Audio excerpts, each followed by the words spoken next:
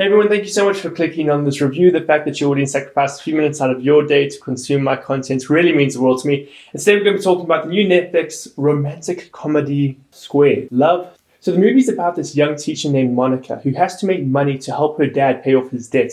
So she comes up with this idea to live a double life where she also lives as a model named Claudia. And so now she starts leading this double life with both her teaching life and her model life getting intersected with one another. And she's going to have to decide which one does she pursue. But ultimately, she meets this young man and she falls in love with him. But who is he falling in love with, Monica or Claudia?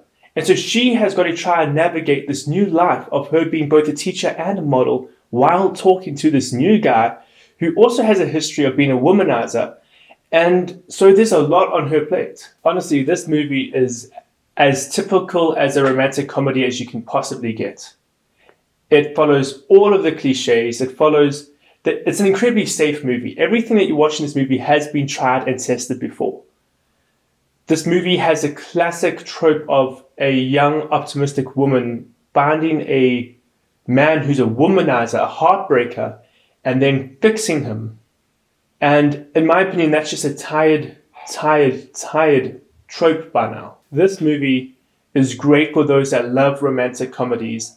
But if you're looking for something of substance, something that's more than just a young woman and a young man falling in love, then this isn't a film for you, because that is all this film is, a young man and a young woman falling in love. They try to sprinkle in some original ideas, such as Monica's job at the school being threatened, but all of these are just conflicts that every film has to have for it to be slightly interesting.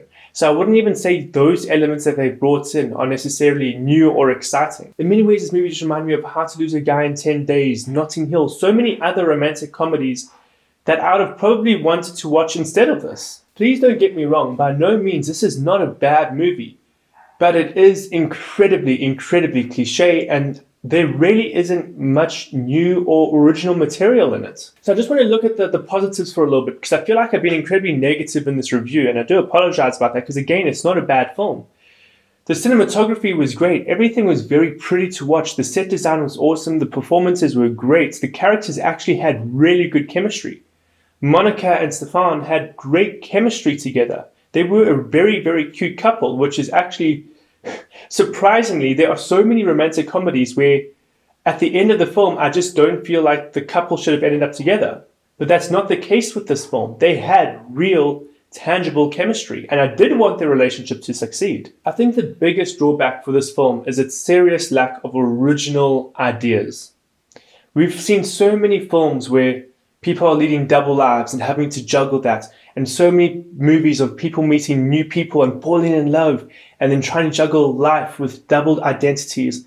And it really is, it's just the lack of originality and creativity that really seemed to make this film almost bland to me. One thing I did enjoy about like the dual identity thing in this film is Stefan also calls himself Enzo, and so he also has this double identity thing going on. Not that he's hiding his identity, but it's more of his ego. I thought that was interesting, and I wish they explored that more with his character, because since he became famous, everyone keeps talking about how he's changed as a person, and the fact that he's given himself a new name is evidence of that. And I wish they dug into that a little bit more. I wish they really looked at this character's flaws, because he was a very flawed character at the beginning of the film, and then about the halfway mark, he just changes, and all of a sudden he's this great character. And it's like, that wasn't believable character development to me. So ultimately, guys, I would recommend this film if you are someone that loves romantic comedies and is wanting to watch a feel-good movie. This film will definitely do that for you.